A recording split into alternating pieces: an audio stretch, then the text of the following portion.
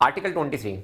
Article 23 किसके बारे में बात करता है? ये बात करता है prohibition of traffic in human beings and force labour. तो इसको हम दो सब क्लोज में पढ़ने वाले हैं। तो पहला है हमारे पास आर्टिकल 23 सब क्लोज 1। ये किसके बारे में बात करता है? ये बात करता है प्रोहिबिशन के बारे में। अब यहां पे हम तीन चीजों के बारे में बात करेंगे। पहला है हमारे पास ट्रैफिक इन ह्यूमन बींग्स।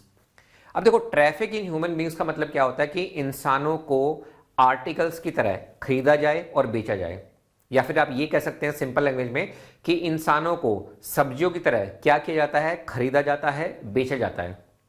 तो भारत के आजाद होने से पहले ऐसा बहुत बार हमें देखने को मिलता था, लेकिन अब ये प्रोहिबिट हो चुका है। तो आर्टिकल 23 सब क्लोज 1 में अगर मैं बात करूं किसकी? ट्रैफिक इन ह्यूमन बींग्स की, तो इसमें क्या आता है? इसमें आता है हमारे पास include practices such as slave trade. अब ये प्रोहिबिट हो गई है। प्रोस्टिट्यूशन ये भी प्रोहिबिट है, and buying and selling of human beings. तो ट्रैफिक इन ह्यूमन बींग्स अब यहां पे क्या हो चुकी है? प्रोहिबिट हो चुकी है। सदर्न इंडिया में आजादी से पहले एक प्रथा थी जिसको बोला जाता था देवदासी। तो सदर्न इंडिया में ये बहुत ज्यादा प्रचलित थी। इसमें क्या होता था कि जो अनमैरिड गर्ल्स होती थी उनको टेंपल में छोड़ दिया जाता था। वो क्या करती थी? वो अपनी पूरी लाइफ टेंपल को डेडिकेट कर देती थी। वो डांस भी परफॉर्म करती थी और जितनी भी रिचुअल्स एक्टिविटी होती थी टेंपल्स के लिए वो करती थी, परफॉर्म करती थी। लेकिन धीरे धीरे देखा गया कि ये जो देवदासी हैं, जो लड़कियां हैं, ये सेक्सुअल सर्विसेज भी देने लग गई टेंपल ऑफिशियल्स को। अब ये सोर्स मैं कहां से लेके बोल रहा हूं, मैं अपनी तरफ से नहीं बोला। अगर आप विकिपीडिया पढ़ेंगे तो विकिपीडिया में आपको ये चीज देखने को मिल जाएगी। तो सेक्सुअल एक्सप्लॉयटेशन बहुत ज्यादा चल रहा था।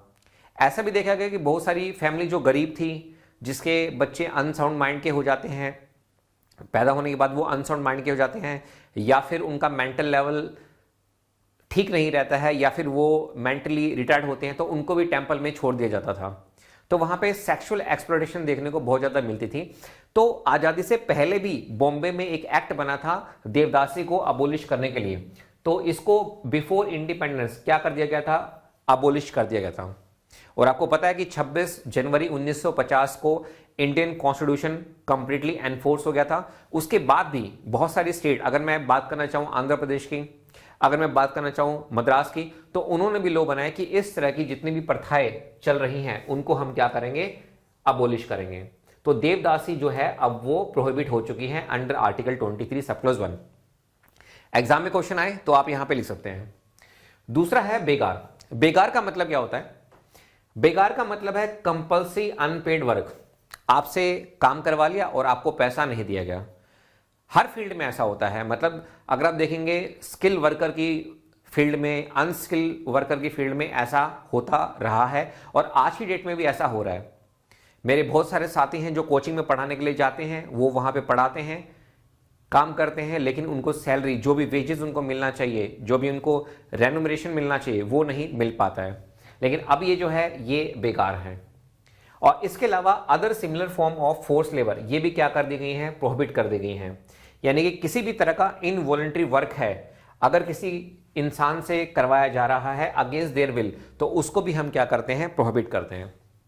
अब मैं आपको फोर्स लेबर का एक सिंपल सा एग्जांपल बताता हूं। जैसे मान लीजिए एक पर्सन है एक्स, ठीक है। अब इस पर्सन ने क्या लिया? इस पर्सन ने लोन लिया, ठीक है। तो मान लीजिए 1930 में इस पर्सन ने लोन लिया। कितने का लोन लिया? सपोज करो 5 रुपीज का। अब ये जो पर्सन है ये 5 रुपीज पे नहीं कर पाया, प्रिंसिपल अमाउंट पे नहीं कर पाया, इंटरेस्ट नहीं पे कर पाया। तो ये जो एक्स पर्सन है अब ये कहां पे काम करने लग गया? जिससे लोन लिया था उसकी जो फील्ड थी वहां पे ये क्या करने लग गया? काम करने लग गया। तो ये वॉलंटरी किया नहीं, मजबूरी में करना पड़ा, क्योंकि उसके पास लोन को रीपे करने के लिए पैसे नहीं थे। तो इसकी पूरी जिंदगी गुजर जाती है। उसके बाद वाई आता है, इसका जो सन है वो वाई है। तो वाई के टाइम पे ये जो लोन होता है, इस लोन का जो अमाउंट है वो बढ़ के कितना हो जाता है? 5000 रुपीज हो जाता है। और अब ये कितने की, सपोज कीजिए कि ये 1960s की बात है। तो वाई को भी कहा गया कि आप भी क्या करेंगे? अपनी फादर की तरह इस फील्ड में क्या करेंगे? काम करेंगे। लेकिन 1960 में जब उनको बोला गया तो उस समय पे हमारे पास क्या आ चुका है, उस समय पे हमारे पास आर्टिकल 23 सब क्लॉज 1 आ चुका है और इसमें कहा गया कि किसी भी काम को, मतलब फोर्स लेबर आप काम नहीं करवा सकते, अगेंस्ट विल आप काम नहीं करा सकते। तो क्या ये वाई इस फील्ड में काम करेगा? नहीं करेगा। अगर लोन रीपे नहीं किया है तो कोर्ट, पुलिस, जो भी लीगल प्रोसीडिंग्स हैं उनके थ्रू रिकवरी कर सकती है। मान लीजिए अगर इसकी कोई प्रॉपर्टी है, ठीक है, एक्स ने लोन लिया, इसकी अगर कोई प्रॉपर्टी है तो उसको सेल किया जा सकता है। जो भी लीगल प्रोविजंस हैं वो फॉलो किए जा सकते हैं, ना कि इसको इनके जो सन है उनको एज ए फोर्स लेबर आप काम करवा सकते हैं। तो अगर मैं वापस आऊं आर्टिकल 23 सब क्लॉज 1 में, तो मैं दोबारा बता रहा हूं, traffic in human beings prohibit है, बेगार प्रोहिबिट है, and other similar form of force labour, इसको क्या किया गया है? प्रोहिबिट किया गया है। अब हम चलते हैं exception under article 23 sub clause 2।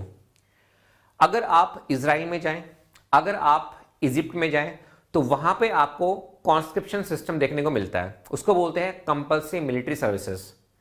यानी कि जब आप यंग एज के होते हैं इजराइल में, तो आपको क्या करना है, कुछ समय तक, अगर आप मेल हैं और फीमेल हैं तो आपको कुछ समय तक क्या करना होगा, वहां की आर्मी में क्या करना होगा, काम करना होगा। तो इंडिया में ऐसा नहीं, इंडिया में तो वॉलंटरी है, हम लोग तो खुद एग्जाम देके जाते हैं। लेकिन ये एक्सेप्शन है, अगर मान लीजिए सरकार को जरूरत पड़ रही है, मान लीजिए आज से 6 महीने के बाद पाकिस्तान के साथ वॉर होने वाला है, तो सरकार ये कह सकती है कि 18 से लेके 21-22 साल की एज के जो मेल और फीमेल हैं, जो फिजिकली मेंटली फिट हैं, हम उनको क्या करेंगे, ट्रेनिंग देंगे। और ट्रेनिंग देने के बाद आपको क्या करना है, आपको पाकिस्तान के साथ वार फाइट करना है, ठीक है। तो मुझे बताइए, अगर स्टेट चाहे तो इस केस में इसको बोलते हैं compulsory military training services during war. तो क्या स्टेट आपको पैसा देगा? अगर वो देना चाहे दे भी सकता है। अगर वो कह रहा है कि भाई हमारे पास पैसा नहीं है, तो आप ये क्लेम नहीं कर सकते कि ये फोर्स लेबर है, नहीं। तो ये आता है exception under article 23 sub clause 2, इसको बोलते हैं compulsory service for public purpose. भाई किसी पर्टिकुलर के लिए थोड़ा, आप लोगों के लिए हो रहा है। अगर पाकिस्तान के साथ वॉर में अगर आप पार्टिसिपेट नहीं करेंगे तो हो सकता है वो हमारी टेरिटरी में एंटर कर जाए, और आप देख ही चुके हैं कि पाकिस्तान की कंट्री में कैसा बुरा हाल है। अच्छा, दूसरा ये है कि जैसे मान लीजिए नेचुरल क्लैमिटीज आ गई हैं, फ्लड आ गए हैं, अर्थक्वेक आ गया है, पैंडेमिक आ गया है। अभी जब मैं ये वीडियो बना रहा हूं, ये मंथ है अगस्त और ईयर है 2025। अभी आज की ही न्यूज़ है, मनाली में जो ब्यास रिवर है उसका फ्लो बहुत ज़्यादा बढ़ गया है, बहुत सारे मकान गिर गए हैं मनाली में, उत्तराखंड में, हर जगह पे क्या है, फ्लड ही फ्लड आ गए हैं। तो उस समय पे स्टेट सरकार आपसे बोल सकती है कि आपको क्या करना है, आपको पीपल सर्विस करनी है, लोगों को सर्विस देनी है। भाई आपके एरिया में फ्लड आया है, ठीक है, तो आप उस जगह को बेटर जान सकते हैं और लोगों की जरूरत है। जब तक कॉमन लोग, वहां के आसपास लोग वहां पे कंट्रीब्यूट नहीं करेंगे तो काम जो है, ऐसा नहीं है। देखो हम वहां पे फ्लड को, मतलब जितने भी प्रावधान हो सकते हैं, सरकार जो एनडीआरएफ की टीम है वो तो करेगी, लेकिन हमें आपका भी सहयोग चाहिए। तो आप क्या करेंगे, पब्लिक सर्विस देंगे।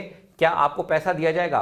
दिया भी जा सकता है। अगर सरकार आपको पैसा ना दे तो आप ये नहीं कह सकते कि हमसे बेगार या फिर फोर्स लेबर कराएगी। तो इसको हम बोलते हैं exception under article 23 sub clause 2। तो 23 में 2 सब क्लॉज हैं, एक है सब क्लॉज 1, एक है सब क्लॉज 2।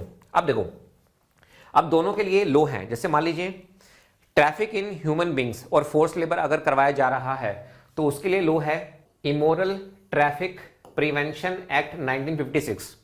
इसी तरह से contract labour regulation and abolition act 1970, इसी तरह से equal remuneration act 1976, bonded labour system abolition act 1976। तो अगर traffic in human beings and force labour है तो यहां पे ये लो काम में आता है। इसके अलावा जो मैंने आपको और बाकी एग्जांपल्स लेके बताए, अगर आपको मिनिमम वेजेस नहीं मिल रहे हैं तो उसके लिए भी हमारे पास एक्ट है। तो ये सब जो लो हैं ये आर्टिकल 23 से रिलेटेड है। अगर आप चाहें तो आप इन लॉज को मेंस के पेपर में भी लिख सकते हैं। एक सिंपल सा क्वेश्चन लेते हैं, which of the following practices is prohibited. तो कौन कौन सी जो प्रैक्टिसेस हैं उनको प्रोहिबिट किया गया है under article 23 of constitution of India. तो सबसे पहले मुझे बताओ, अनटचेबिलिटी, ये तो आर्टिकल 17 में आता है, ये नहीं है। Traffic in human beings and begar, ये राइट आंसर है। Employment of children below 14 years in hazardous industries, ये मैं आपको पढ़ाऊंगा नेक्स्ट आर्टिकल में, यानी कि आर्टिकल 24 में हम आपको पढ़ाएंगे। डिस्क्रिमिनेशन ग्राउंड ऑफ रीजन, नहीं, ये नहीं है। फाइन। तो practice is prohibited under article 23, वो किसके बारे में बात करता है? वो स्पेशली बात करता है prohibition of traffic in human beings and force labour.